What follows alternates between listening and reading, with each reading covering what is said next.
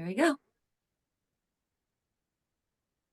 Welcome everyone to our free webinar called Clicks to Conversions. So this has been a popular topic, as we can see from everybody coming today, and we're so happy to have our presenter, Whitney, today. But I'm going to start by introducing you to our sponsor.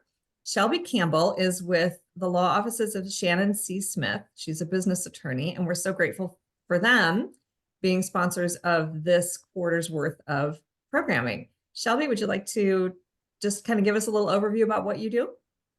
Sure, yeah. So our firm is women-owned and operated. I think that makes us really special. You'll meet a lot of law firms that are, male-dominated, and I think this is definitely a special aspect of our firm. We practice in a wide array of practice areas, anywhere from family law and estate planning to business law, intellectual property, any kind of compliance with local, state, federal government regulations. We can handle all of that. The most of our clients are local and regional businesses, such as, restaurants, bars, breweries, distilleries. We have retail shops, salons, etc. We really pride ourselves on, generating clients that are local and, building our community actively. So our founding attorney, Shannon, is an entrepreneur herself, and that's another aspect that I think is really special about our firm. We advise clients on their businesses, but we have a unique perspective in that we are entrepreneurs as well. So, there's just a few things about our firm that I think are really special. And then one last thing, anyone here today on the webinar and throughout the month of May is welcome to come and have a free consultation with our firm. We can do that virtually, in person, or over the phone. We usually charge $100 for a consultation, but we genuinely love women-owned businesses, and we think that they're extremely valuable in our community. So we are happy to discuss anything that you might want to discuss with us for free, for any consultation that you might want to have in the upcoming future. So feel free to reach out to me. My email should be at the bottom of my screen, and I'll put it in the chat as well in case anybody needs to reach out to me directly. That's amazing, Shelby. Thank you so much. Yep.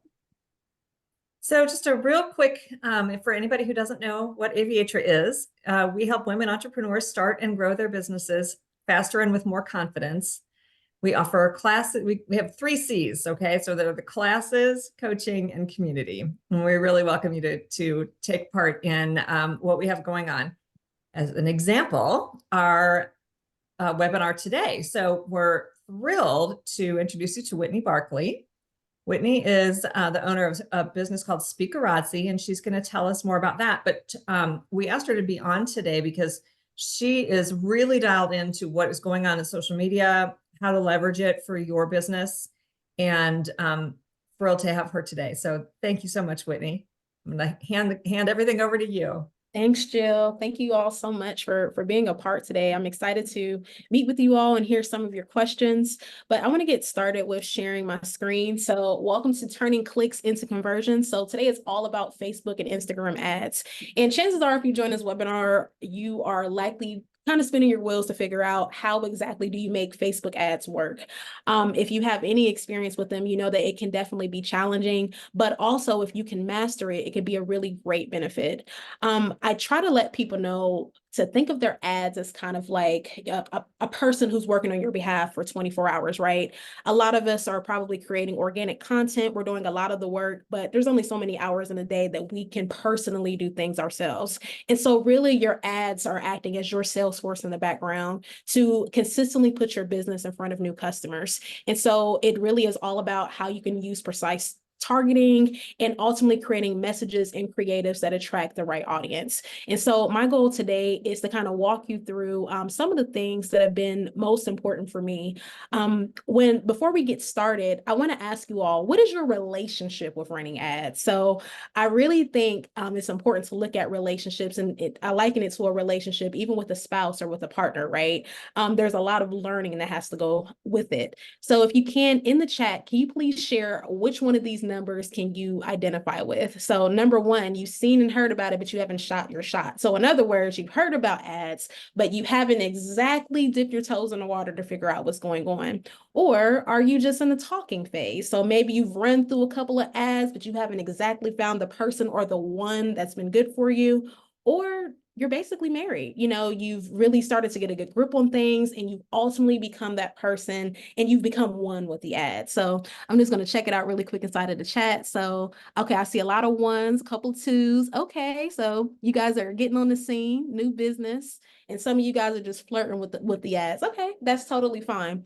So I bring that up to say, ads and dating are really just alike, right? I kind of use this anecdote because I think it's really funny.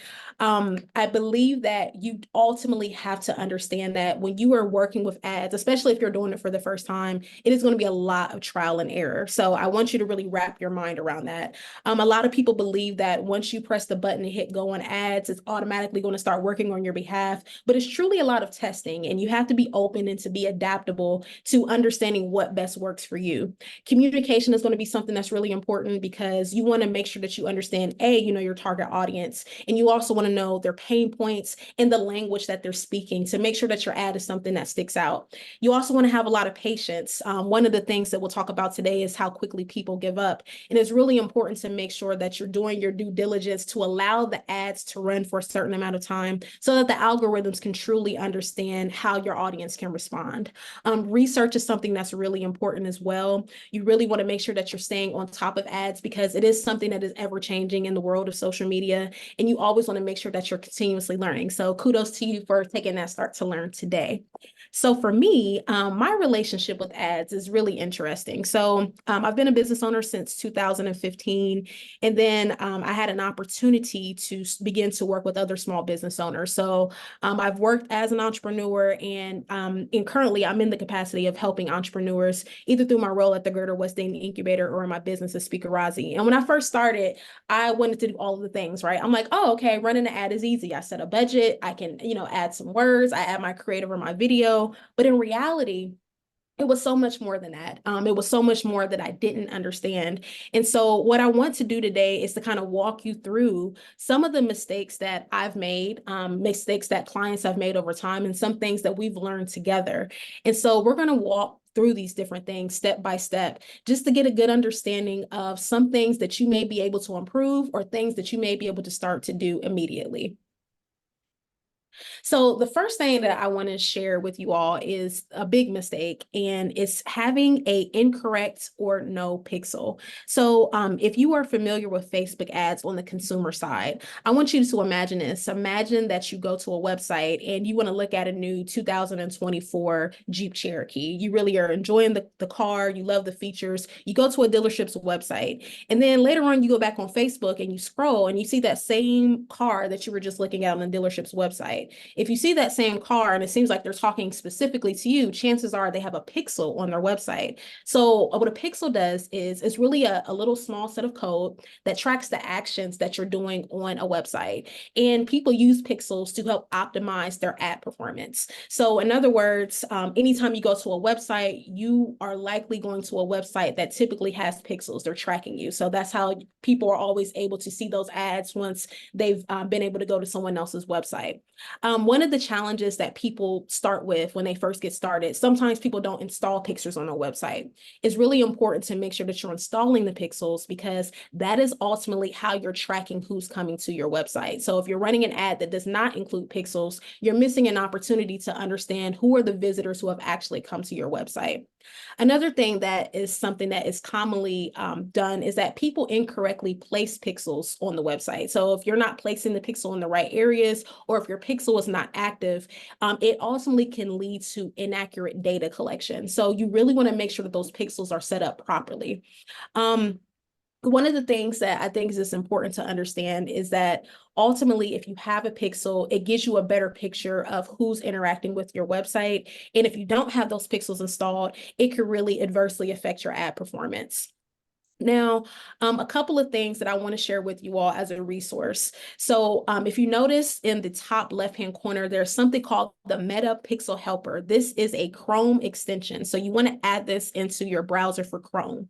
And with the Meta Pixel extension will allow you to understand if a website is indeed using pixels or not on their site. So you can download it. It is something that is free.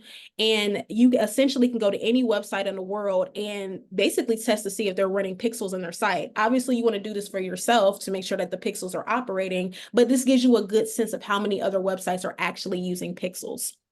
So I definitely recommend that if you are going to use pixels, to make sure that you have this installed inside of your Chrome browser to make sure that your pixel is ultimately working at all times. I've had situations where I'm thinking that my pixel was set up correctly on my site, or my pixel was active, and for whatever reason it was inactive because maybe I made some changes to my site.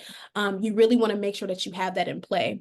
The pixels are really great because let's say you have certain things on your website. So let's say you have a class and you want people to register for your class. You can track those very buttons on your class to track it back to the pixel in order for you to understand how many people are taking a certain action or doing a specific event, as Facebook would like to call it. A couple of the other things that I think is important to know is making sure that you're using your pixels later for the audiences. So we'll talk a little bit more about audience types a little later on, but there's something called a custom audience. So those custom audiences is a type of audience that you could create based on the pixels or the individuals who are coming through that particular pixel. The pixels, again, are really great because it helps you do that retargeting that we just talked about. So if you are interested and if you haven't set up a pixel, or if you're not quite sure if your pixel is active, I am sending this to you all to make sure that you're able to see how to correctly set up a pixel. There are active links inside of this presentation. And then there's also a link to the Meta Pixel Helper so you can download it directly on your Google extension. The second mistake that I see is that people don't know what type of funnel that they should be using to attract customers. So a funnel is really just a system to get the right type of traffic to your website or to convert in some sort of way. There's actually 4 ones that I want to talk to you all about today.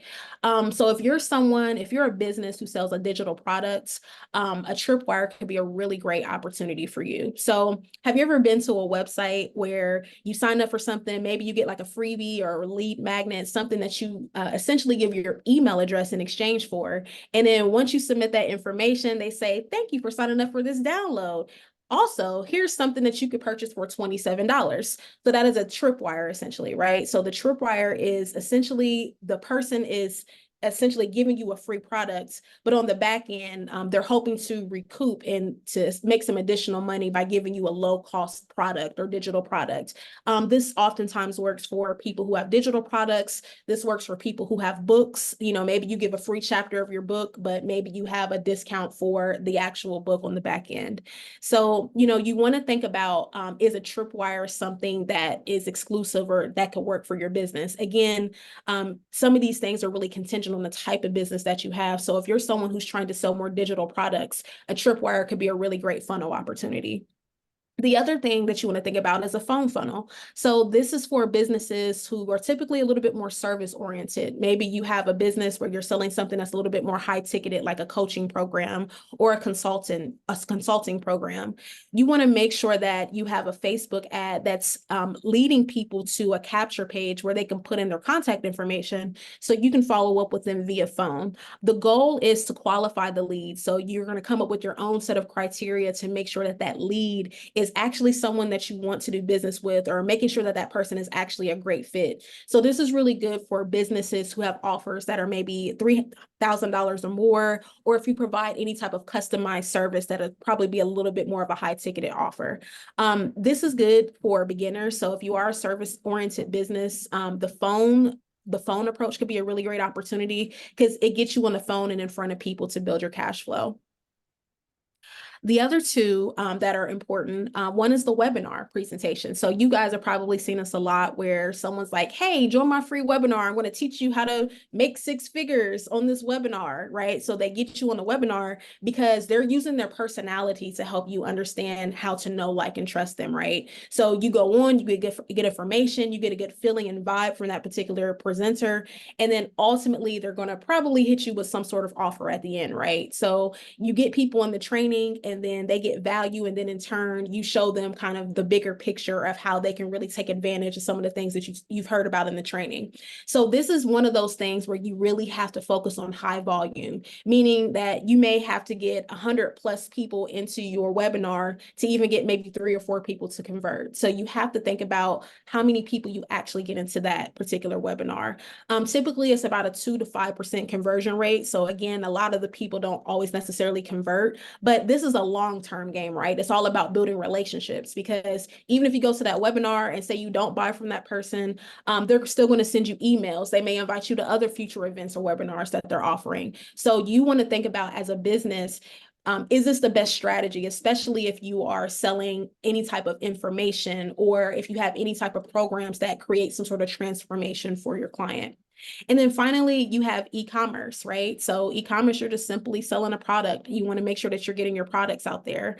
If you are thinking about selling products via Facebook ads, you want to think about what is ultimately the best goal. And we're going to talk about that in the next section. But essentially, the biggest mistake that I see is that when most people start with e-commerce, they're like, I'm just going to send people to my website. I want to send traffic to my website. And guess what? That's all you're going to get is traffic to your website. They're not going to optimize it for people who are actually engaged buyers. They're going to send the people who are most likely to click on the website, but not necessarily the people who are most likely to buy.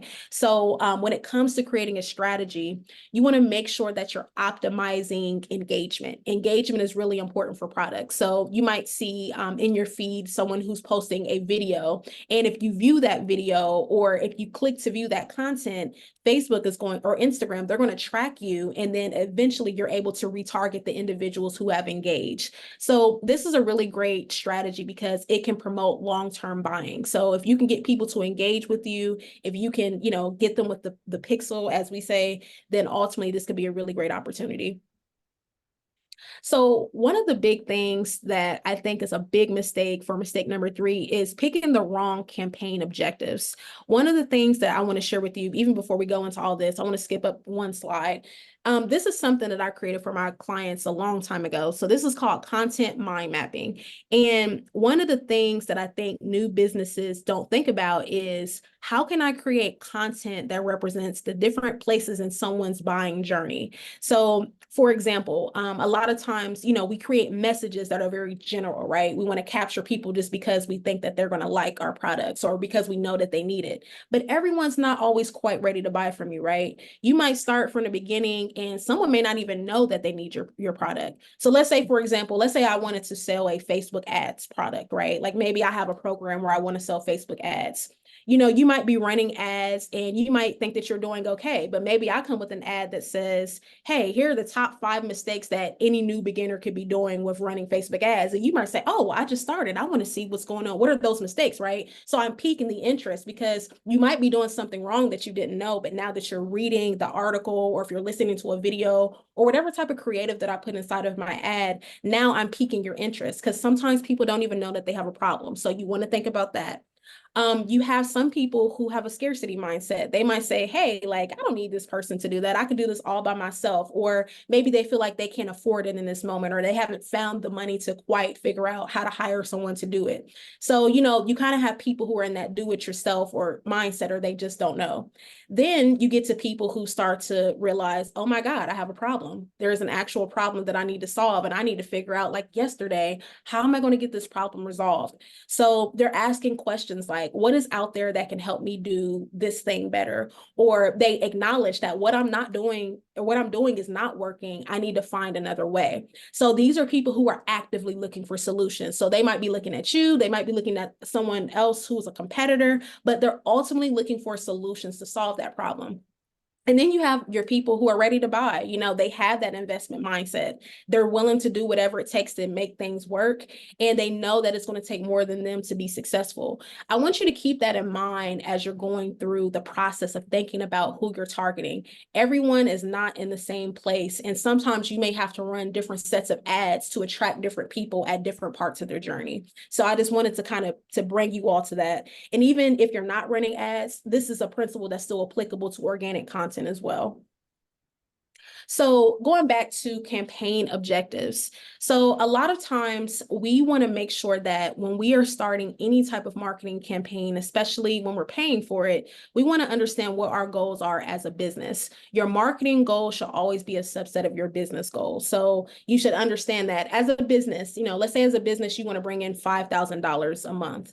And so if you're saying, hey, I want to run paid ads, or I want to invest in paid ads, you want to figure out what's going to be the return on investment of those paid ads. Now, granted, those paid ads may not get you the results that you're looking for immediately, because it does take a lot of trial and error and testing, as we've mentioned before. But you really want to make sure that you're understanding what your business goals are and how exactly the ad goals are matching the business goals. And one of the things that I see people do typically is that we pick the wrong type of goal on Facebook. So I'll give you an example. So when you start a Facebook ad, they're going to ask you to create a campaign objective. So you see they have awareness, traffic, engagement, leads, app promotion, or sales. So there's a multitude of different objectives that you need for your ad. So let me go back. So when you are thinking about certain things, like if you say, I know I need sales, brand awareness is probably not going to be the best type of objective for your campaign, right? Brand awareness is just going to get you in front of people. They're not necessarily going to get you in front of people who are going to engage for immediate sales goals. So it's really important that in the beginning, you are identifying the right type of campaign, because if you don't, it really can mess up the entire flow of the ad. And then I also want people to understand, you have to understand where your brand is, right? So, someone like let's say someone like a Victoria's Secrets. Victoria's Secrets has been around the block. They've been around for a really long time. So, someone sees the brand, it's instant brand recognition. They already have an established group of buyers. Whereas if you're brand new, there's certain campaigns you probably don't want to start. So if you're a brand new person, a brand awareness campaign probably would be good, right? Because you want to get people to know who you are. But understand that if you create a brand awareness campaign, you may not necessarily get sales from it, but maybe it's you building followers or email subscribers, so you can eventually convert those people into paid customers. So you want to make sure that you're choosing the right objective. And again, going back to that example I shared before, you want to make sure that the objectives are directly related to where people are inside of the journey.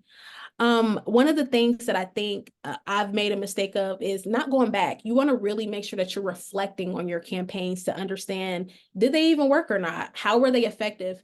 As an entrepreneur, sometimes it's go, go, go. We have to keep moving forward, and we're trying to go on to the next best thing. But it's really good to take time to step back and reflect to understand how the campaign made an impact. You want to understand what actually worked. If people didn't click through, then maybe it was something wrong with the creative. But if they did click through to the website, maybe there was something on the site that deterred people from the campaign. You really have to break it down piece by piece to understand what elements of the campaign worked, and then which ones do we have to rework to make sure that we're really getting a great result on our campaign.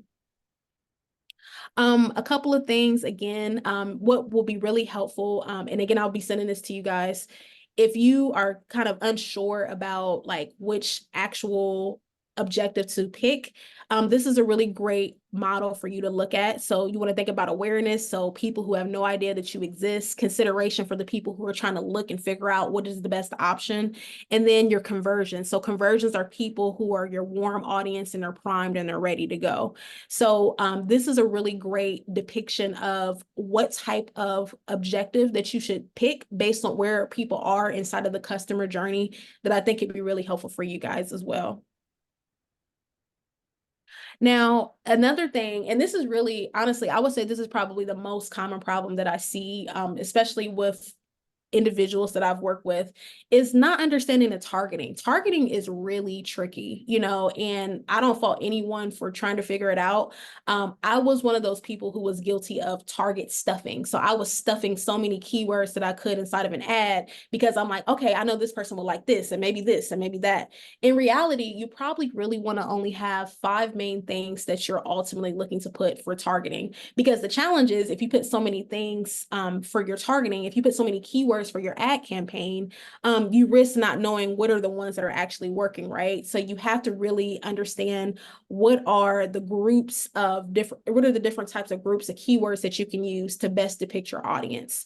One of the things that you don't want to do is target too broadly, because if you don't have an idea of who your audience is, you'll waste a lot of money because it's going to essentially broadcast to users who don't care about your product. Having a well-defined audience is really the thing that's going to set your ad campaign apart, and it'll really give you a good indication of if your message is resonating. Facebook and Instagram now has an audience insight tool that helps gives you a deeper understanding. So now they're leveraging AI tools to give you suggestions. So like if you say, hey, I'm looking for someone who likes a particular thing, they will give you other recommended keywords that you could use for your targeting as well. And so you really want to make sure that ultimately you're not just looking at demographics. So a lot of times people just hone in on, I want to target women who are between the ages of 25 to 50 and who live in Cincinnati, Ohio. That's all good. Those might be the characteristics, but you want to tap into psychographics. Psychographics are your attitudes, interests, opinions, behaviors, right? You want to understand, what do these women do? What are their online buying habits? What are other people that they like to look at? There's actually a formula that I'll share with you all just in terms of how you can do some of that targeting. But a couple of things to note. Before I had mentioned to you all, there's different types of audiences. So you can create a custom audience and a lookalike audience. So the custom audience, just to reiterate, it helps you attract previous website visitors, any type of app users, or people who have watched your videos on Facebook. Again, those are great because those are people who have engaged with you in some way. So this is a warm part of your funnel, right? There's something I should explain, and I know it's not on the slides, but you want to understand that you have a top of funnel, middle of funnel, and bottom of funnel. So I just want to emphasize that. So your top of funnel is your cold audience. These are people who don't know you from a can of paint, right? They've never seen you before. They have no idea who your brand is. And those are typically people who are harder to convert because they don't have a relationship with you.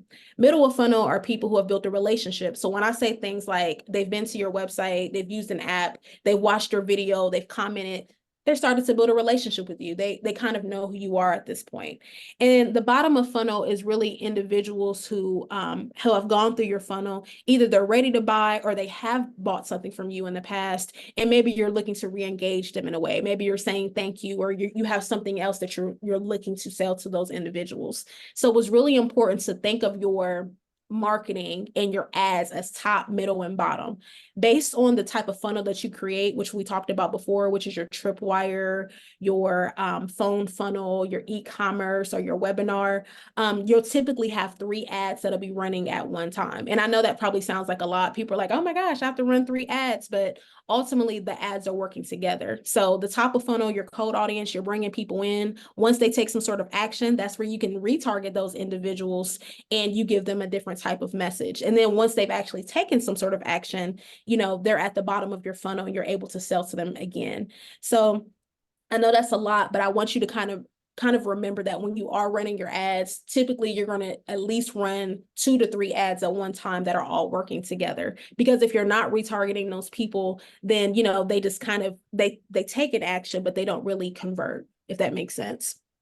Another type of audience that's really important to understand are your lookalike audiences. So lookalike audiences is exactly what it sounds like. Once you've identified a sweet spot, a great audience, you can say, hey, Facebook, I want you to find other people who look and behave and act just like the audience that I've identified. And so they're able to expand the reach to help you find other audiences who are very similar. It's really important, again, to make sure that you are really getting into the nitty-gritty of who these individuals are. And again, it's something that you have to test over and over again, just to really make sure that you hit a sweet spot. I know for me personally, I've probably run at least 10 different ad sets for my own personal business until I found something that made the most sense for me. So it really did take some time. Now, if you're asking, okay, how do we figure out who are our people? How do I find these people? There's a couple of questions that you want to ask yourself. The first thing is you want to think about, what is the problem that your business actually solves, right? How is it changing their life? How is it going to change their current situation? If you want to go deeper, the question you ask yourself is, what is triggering this problem? Why are people actually having this problem in the moment? And then again, going back to what I said about psychographics, you want to ask about their actions and their mindset. So who is this person? What do they like to do? What are they currently using right now if they're not using you? What is the alternative to what's happening right now? And then you want to look at the priority. So how urgent is this situation? So you have to ask that question, why is this a need right now? If this person doesn't have what you have, how is it going to negatively impact them? And then you want to think about the present situation. So what are current life events that make your offer timely and relevant? And then finally, who is the buyer? What are the qualifiers? Like, you really need to understand who should be the person that should be buying from you, especially if you're a service-oriented business and you have to work directly with your clients. You really want to make sure that you have a good idea of what a good fit should be like. And that should be something that should be communicated on things like your landing page. Another mistake that I often see with people is just the overall impatience with ads. This is something that people really, really, really struggle with. There's so many times I've had people say, Whitney, like, I'm running an ad, and I'm like, how long have you run your ad for? I only ran it for 3 days and nothing happened. Well, yeah, nothing's going to happen, right? Like, you have to give it time.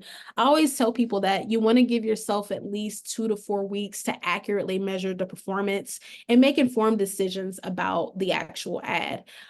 What I had to learn is that you need to give it time because their algorithms need to learn what your audience likes, right? So it's not going to be an instant success or an instant hit. So if you are budgeting for ads and if you're in that initial phase, like if you're just running them for the first time, this literally call it your testing phase because you're trying to figure it out. So you really want to make sure that you're giving yourself at least a few weeks to really understand how it's working.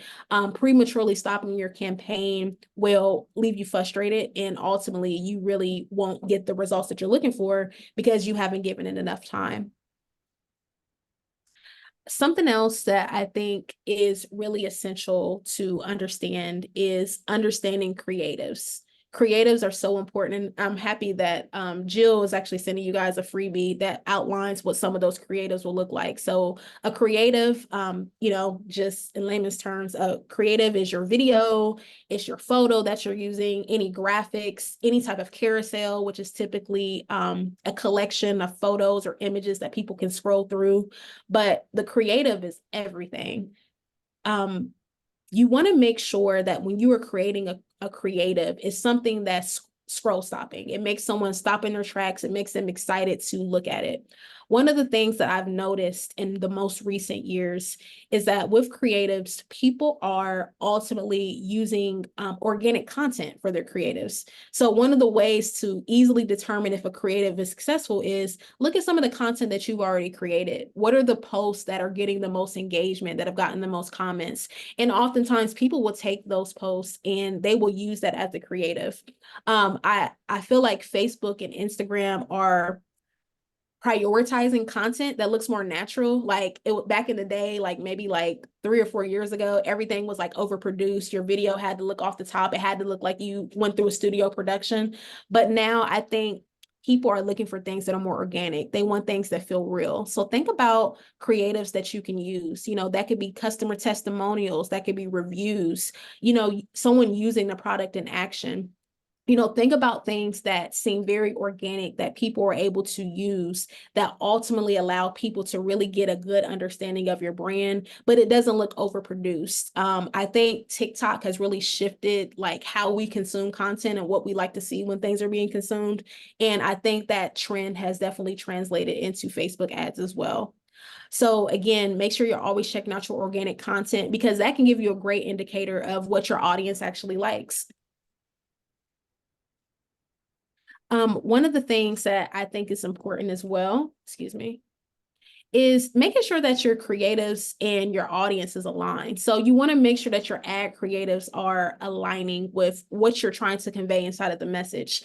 Sometimes I've seen like really great copy, but really questionable pictures that go with the copy. And I'm like, I don't think this person really thought this out. So you really want to make sure that the imagery is really matching what you're saying with the words. It's honestly, they're both to me, they're equally important. But typically when people are stopping an ad, is because they're looking at that image. That image is the first thing that captures them. They usually look at the visual first and then read words. So you really want to make sure that imagery is something that's being representative of what you think people will want to see.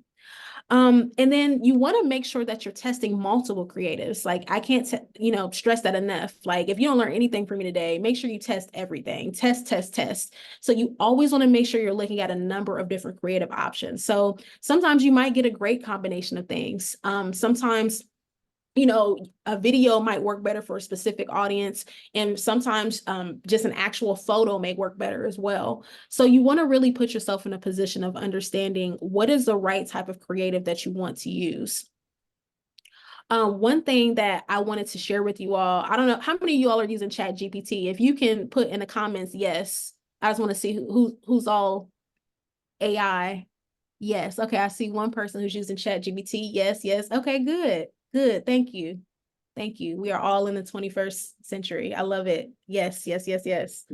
So for those of you who are using Chat GPT, one of the things that I wanted to share with you all inside of the slides is a potential prompt, because, I know everybody is not creative. Everyone does not have that brain to say, oh, that's the perfect image. And if chances are, if you struggle with that, with regular content, I know it can be a struggle with understanding what type of content to post for paid content. So this is a potential Chat GPT prompt that you were able to use. This is something that you can copy and paste inside of Chat GPT to ask about what type of creative you should create for that particular ad. So if you have no idea what picture, what video, Chat GPT can really give you some ideas of things that can potentially resonate with your audience. Now, you still have to make it, but at least you already kind of know going in the type of visual that will be really important for you to generate.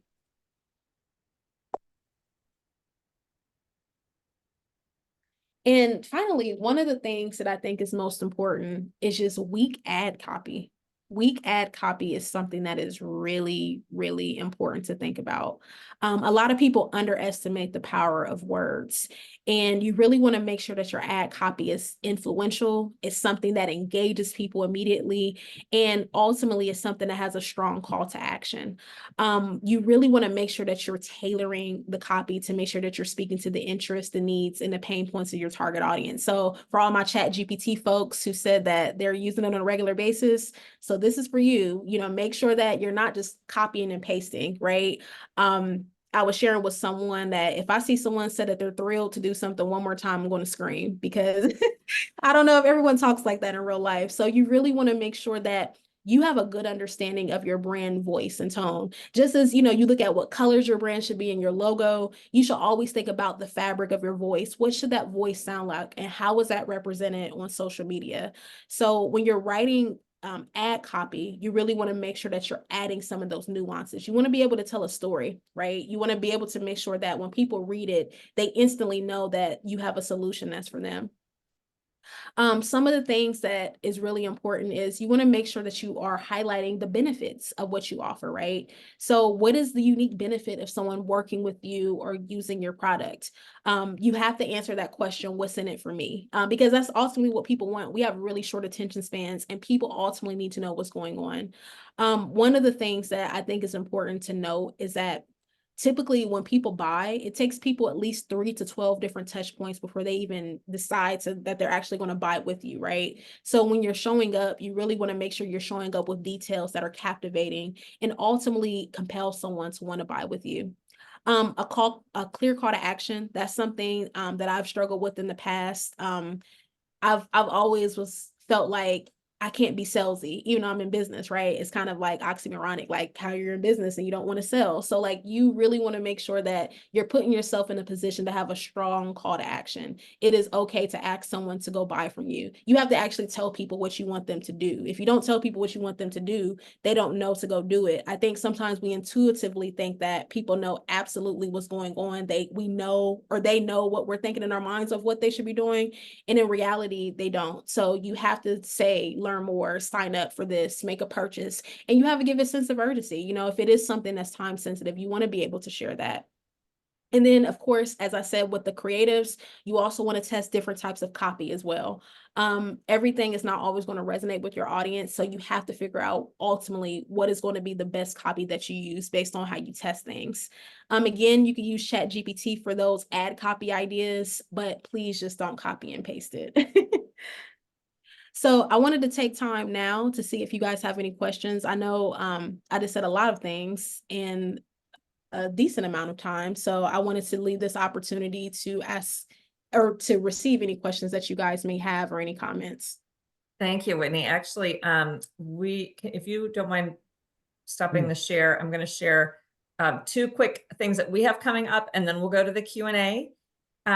So let me just share my screen really quickly here, because one of these things is really so relevant to this. So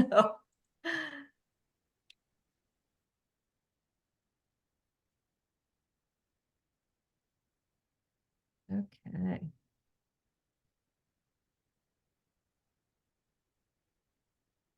Well, it's just thinking and thinking. And, Okay, and speaking of a tripwire opportunity. Yeah, right. It's okay that this is like webinar showing this way. It is a doesn't very matter effective because tool you can for see sharing. the coming slides, right? That's fine. That's okay. So just a real quick recap for anybody that joined late about what we do at Aviatra. We help women start and grow their businesses. So we just wanted to share two things that are coming up soon. You also have your notes up, my love.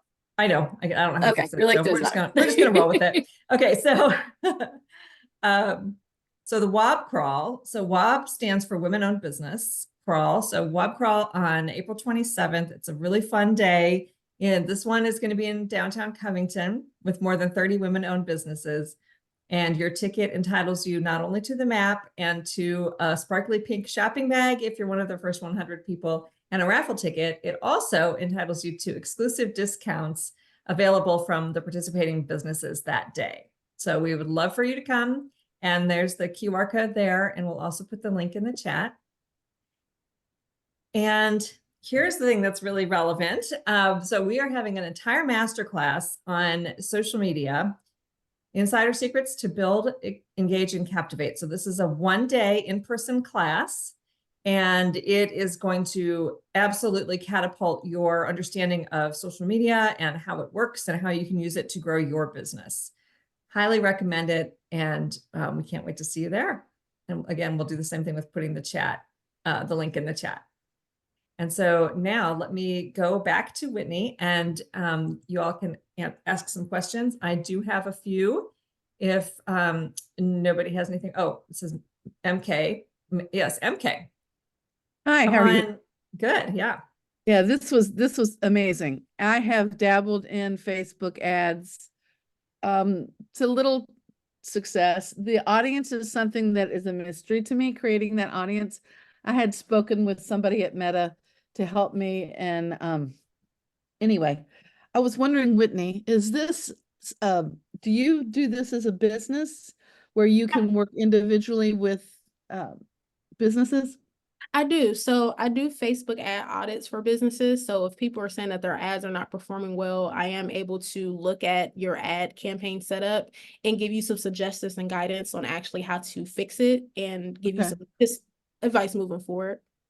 Okay, good. I was just actually thinking, wondering if you could help set up an audience. So we can Yes. talk offline. Awesome. Thank you. And side note, for my chat, so I keep mentioning ChatGPT because that's one of like my things now. Like I'm very much so into ChatGPT, AI. For those of you who do struggle with custom audiences, you can work inside of ChatGPT to help come up with some of the keywords and criteria for some of the audiences that you want to set up if you have not figured those things out. So there are prompts that you're able to use for that as well. I have a question. Yes. Hey, regarding ad, like how much to budget, like how much getting started or rebranding, how much of an ad, I can't think of the word, what I'm trying to say. How much how much to run ad buy. I couldn't think of the words. No, it's all Yeah. good. I think Thank you. I think something reasonable, like especially when you're testing, I would say anywhere between $5 to $10 a day. And keep in mind, remember we talked about top of funnel, middle of funnel, and bottom of funnel. So you want to also make sure that you are budgeting for those as well. So I would say $5 a day is a good sweet spot, just to start testing it. But once you actually start to see a result, I would definitely recommend putting more money into the budget. And Whitney, you were saying that for the also in that ads moment, right? Of like how long, right? I was like, oh, how long? You're like 2 to 4 weeks. I was like, ooh, okay. This is a decent amount of time. And then I wondered, and you mentioned having like 2 or 3 different ones going at the same time over that 2 to 4 week period. Do you mean even 2 to 3 on the same platform, or do you mean 2 to 3 on different platforms, like one on LinkedIn and one on Facebook and one on Instagram, all going at once? Or do you mean like 3 ads all going at once, like like all 3 on Instagram, Oh, just that's targeting different parts of the funnel? Like, I think some clarity on that would be helpful. So initially when you start, I would start with the cold ads just to see what type of engagement you get with the cold ads, and then incorporate the middle of funnel and bottom of funnel as well. So I would test that just to see what that cost. We didn't even get into cost per click, but to kind of see what that cost per click is looking like. If you are doing something, I think anything that is below 50 cents starting is pretty good. But when you start getting cost per clicks where it costs $2 to get someone to click on something, you're spending way too much money in your ad, right?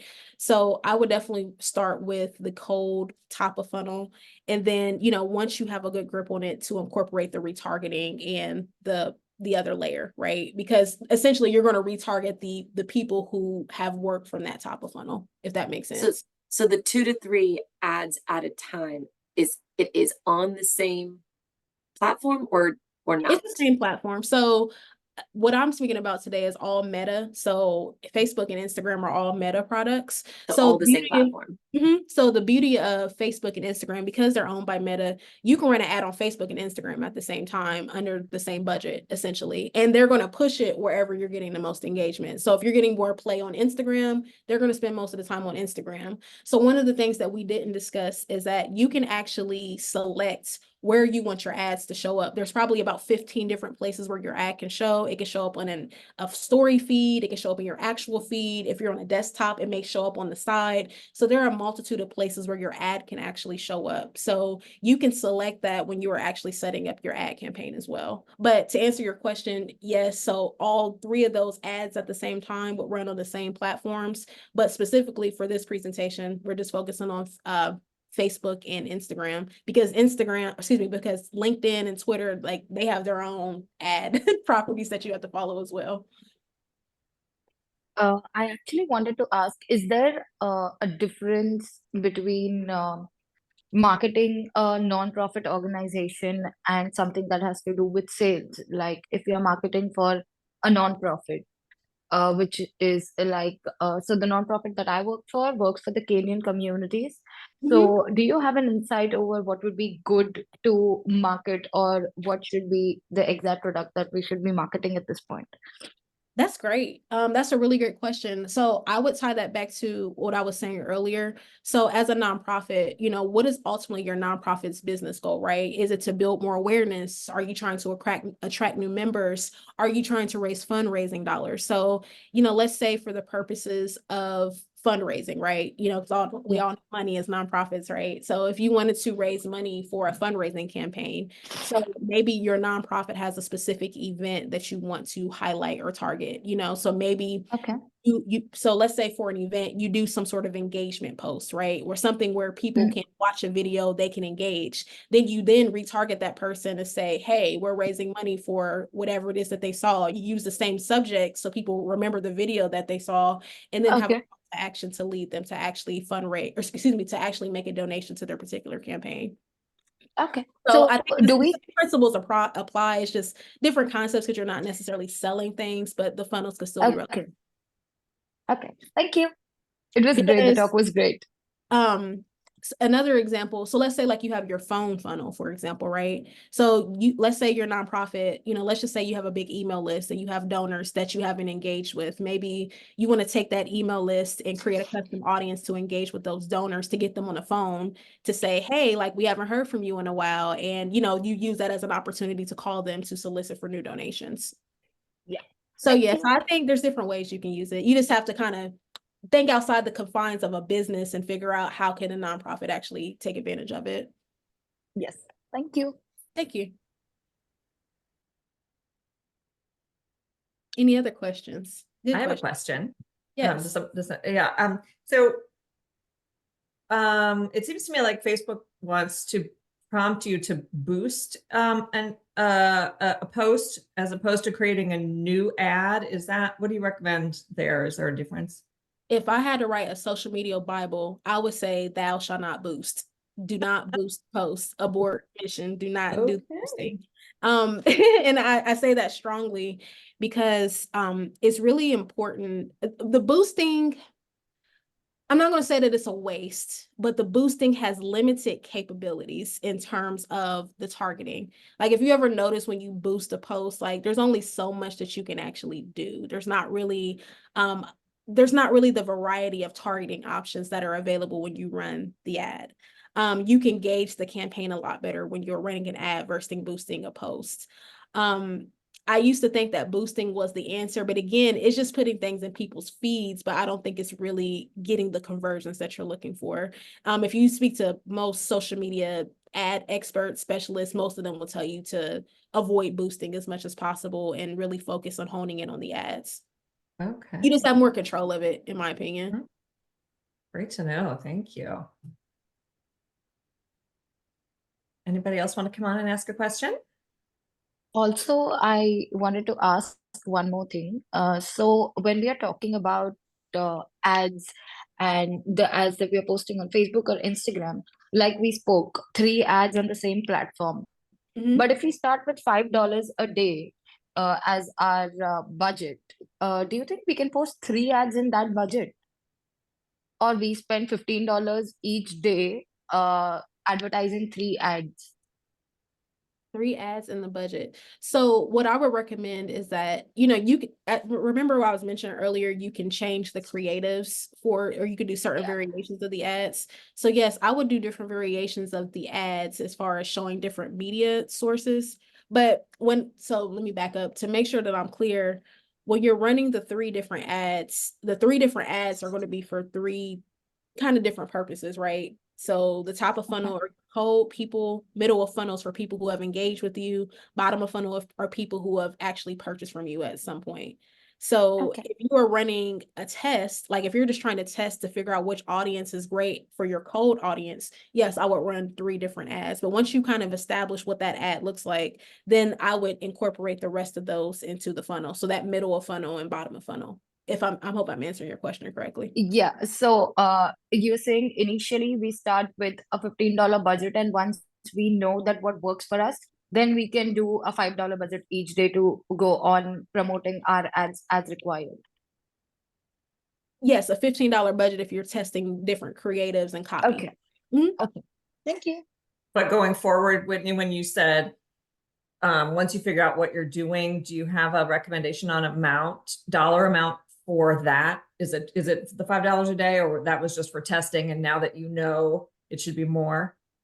It really just honestly, it depends on a couple of different factors. It depends on what you can afford, honestly, and really what the return on investment are on the ad. So, you have to think about what you're selling, how much money you get as a return. Like I always tell people, I think people should spend at least 15% of their overall budget on marketing. And so if ads are a piece of that, that's just something that you want to consider as well.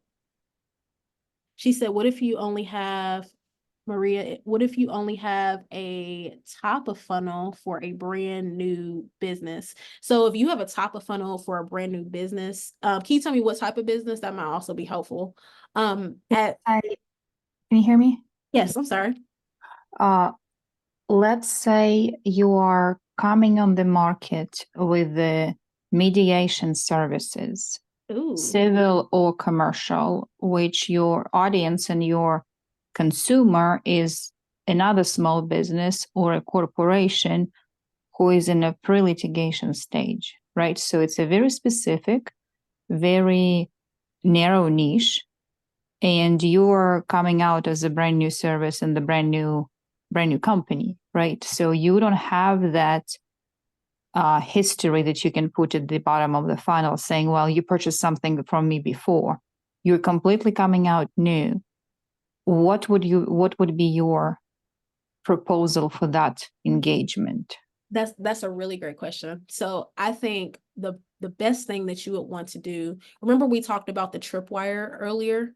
Yes, So I yes. think I would do something similar to a tripwire. I would, and if it's not a complete tripwire, I would offer some sort of free download for people to learn more about mediation. So think about something, a pain point that you can resolve, whether that's a download, it could be some sort of private podcast, a video series, something that you could do to educate your audience, to get them to give you the email addresses. So what I would do as a brand new business, I would focus on lead generation and really building my leads through lead magnets, just so people can really start to understand the brand and you can start to capture those individuals. Because once you have those email addresses and people have gone to your website or they open your emails, these are now warm leads, right? So you'll be able to eventually retarget those individuals. You just have to decide how many individuals is a great number. I would say you probably want at least 100 to 150 contacts from your ad before you try to start to retarget, because you have to give Facebook a good enough sample so they can start to do lookalike audiences or try to find other people who have engaged,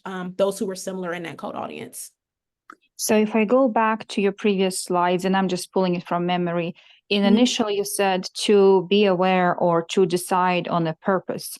In this case, for me, it would be like you said, the first step, raising awareness, right?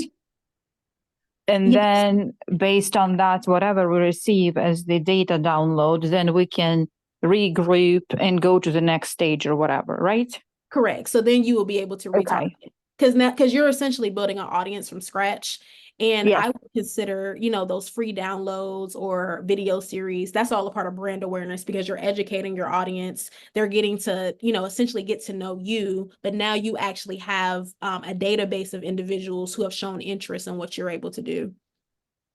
Okay, then the next question is the downloadable content or the recirculating videos, should it be something that is created by me, or I can reference as, hey, here is a study done on the results and cost of the legal litigation versus mediation. I And think then it should be something done by you. I mean, you can reference your study inside of a video that you create, but the goal is to get them to get into you. Like, you don't want them to be like, oh, this is a study, and they go down a rabbit hole and they forget about you. You want them to remember who you are. So you're building your brand essentially by creating this free download. Okay, so I can create a content based on something that is already done by the third party. So it's kind of like, well, it's not me bias, it's here is a study, and then I built on it. Okay, thank you. Thank you. Yeah, I would share that study and then kind of share, and then that's when you plug in how you relate to that study, right? So what is the after? Okay. What's the next step? And you are essentially the next step. Okay. And then ladies just shared that workshop for the forgot the name of it. Well, the one for the May 11th. Masterclass. Yes, thank you. So Yes. will you be there as well, or is it something different? It's something different. We are hoping Whitney will be there, but she and we still have to talk about that. Oh, But now I'm gonna Yes. guilt trip you into that. So you have to be there. It will not be focused on ads though. That's why we wanted to do this separately and bring Whitney on for this piece for sure. So this is a separate piece of content. We will not be diving into ads during the masterclass. It's much more about understanding Whitney touched on a lot of it, right? Like understanding what is your goal for social media, who are your people, how to create the posts, how to develop your messaging pillars. We're also going to do a section on YouTube, and we are so excited because we're having one of the top, named by YouTube, the top women YouTubers. She is going to be part of the class, and she's going to talk about how she grew her channel to 560,000 followers. So that's have a super workshop. exciting. Which is amazing. I And wanna we'll go have a to that. workshop that includes like how to create short videos, Short form right? video. Short form videos. Yes. Yes, we have a hands-on, actually several opportunities for hands-on interaction there. So creating the short form videos, as Jasmine said, also developing your messaging pillars. And then Jasmine is going to lead an optional workshop at the end of the day called Creating with Canva. And so that's going to be also hands-on. It's going to be amazing. Perfect.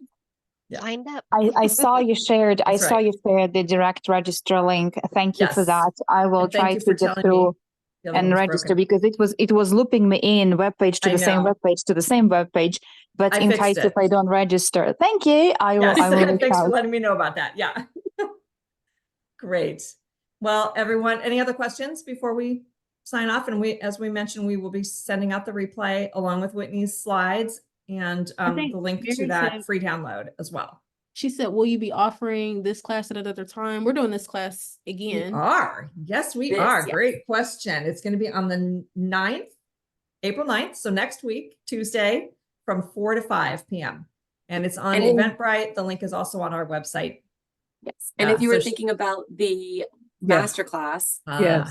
then what we will do, we're actually having that recorded. And so we will turn that into an online course that you'll be able to Oh, get at a later date. wonderful. That was my next Eventually. question. It's Yeah. going to be, Oh, that's probably, I mean, it'll probably happen this year, but if you're going to, well, if you could unfortunately, I'm out of possibly- town. I'm out of okay. town.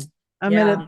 doing Okay. something for the Kentucky Derby. So Okay, well, that'll be fun. And for everybody else, if you can possibly come live, also the recorded, like the digital course that we're going to turn it into, of course, doesn't have all the hands-on pieces too. Yeah. Shai, I saw your hand. Did you have a question? So I'm kind of new to all of this, and I'm even thinking about marketing, investing, all of these different things. I thought about like promoting and I guess building my brand like physically, like handing out things like bundles wise, like There's definitely a business big card stuff. piece for that. Yeah, right. I mean, like you have to have kind of and I'm sure, both Jasmine and Whitney can speak to this as far as your marketing strategy overall. It's really helpful to have a blend of in-person and, sort of what we used to be called traditional marketing, right? Like the in-person networking, flyers, printed things, business cards, and then also the digital marketing, because the in-person marketing, that traditional marketing, you're making direct connections. So it's a lot faster to turn that person into a customer than it is for digital. Whitney, do you want to talk about that a little bit? Yeah, I agree. Shai, what kind of business do you have? What is your business? Well, it's not exactly started yet, but I have the idea. I wanted to, I do art, and I wanted to either sell art or do art commissions. I wanted to start off doing something small, like stationery, putting my art on stationery things, and then as I get bigger or better, put that on like shirts and clothing. As a former stationery designer, I actually draw, I illustrate as well. I would definitely Perfect. say you do want to do both. So online, yes, you do want to do some digital marketing, but in-person events are going to be really important for you. Are you in Cincinnati? So if you're in Cincinnati, vendor events are huge in Cincinnati. Being able to show up with your art, because you want to get people's natural reactions to what you're creating, to kind of see if you're hitting the mark, to kind of see what feedback people have. It hits really different when you can talk to people in person versus people online who might buy it and then you might never get their feedback. You kind of want that real time experience.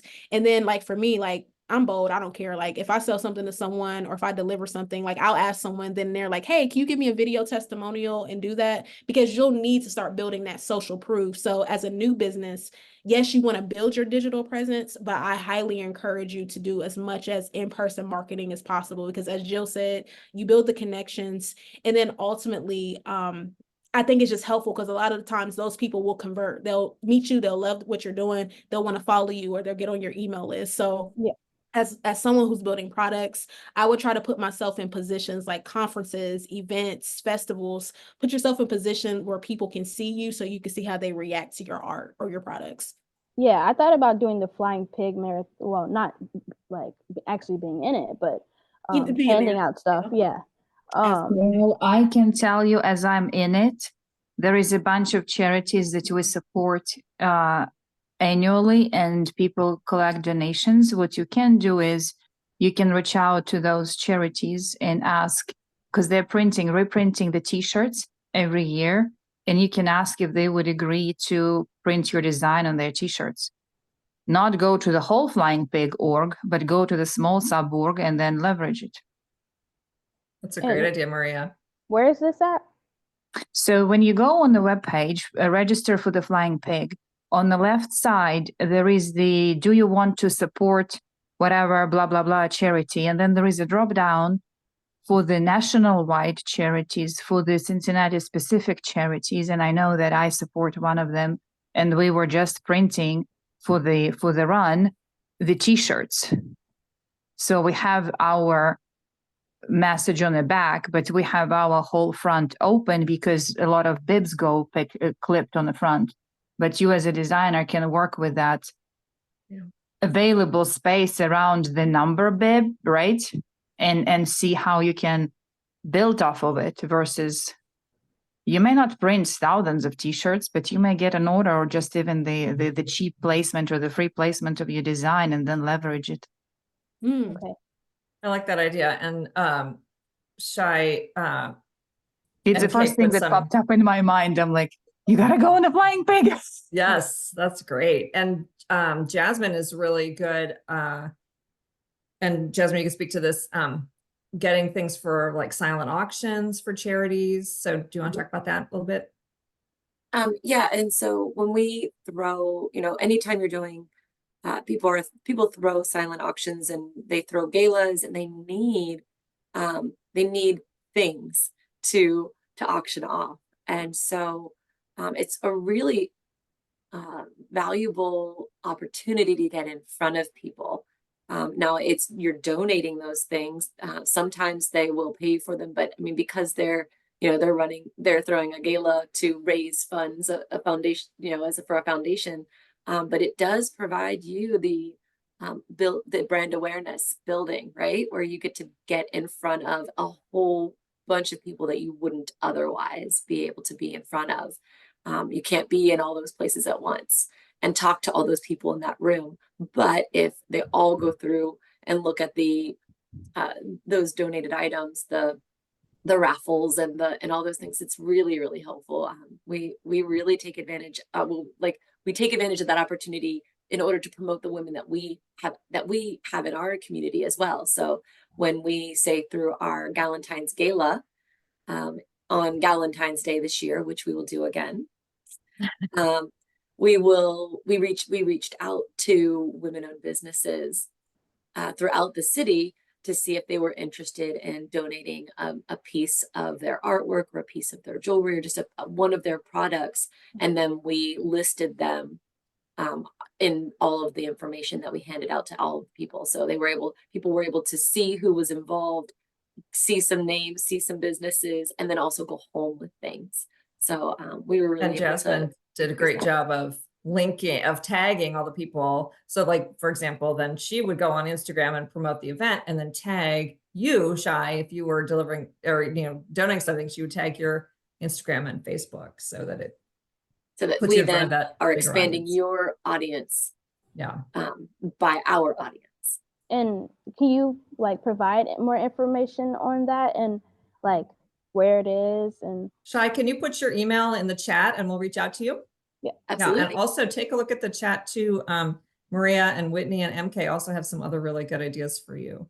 Yeah, here, I'll try to do a little screen grab. Yeah, I was gonna say I put my email address in there too, Shai, because I do artwork and everything as well and events. But I do opposite what you do. I don't do the t-shirts or the stationery. And one of my main contacts has a lot of bridal. She knows the owners of Bridal and Formal and a couple others. So yeah, more than happy to meet up sometime for coffee or whatever and share resources. No sense doing things twice. That's wonderful. We have such a Just generous bringing people community. together. Thank you, everybody. Yeah, I love it.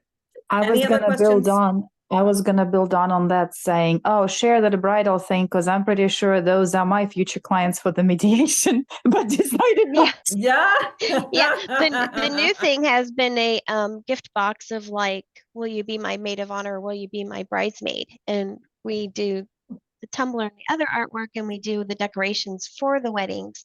But stationery is and Canva. I'll sign up for the Canva class, but that's not my jam. Good. Any other questions for Whitney before we leave you? And Jasmine she's grabbing all the emails and everything in the chat, so we'll follow up. All right. Well, thank you all so much. And Whitney, wow. I mean, wow. You're amazing. Thank you for your generous sharing. Yes, hearts to Whitney. Really, just such great information. And it's such a complicated topic. So thank you so much for your time putting that together for us. No problem. Thank you all. Thank you for your questions. I appreciate it. Thank you. Thanks. Yeah, we'll see you all again. Well, hopefully at the masterclass. And if you enjoyed this, then tell your friends so they can come on Tuesday. Thank you. Bye. Bye. Thank you.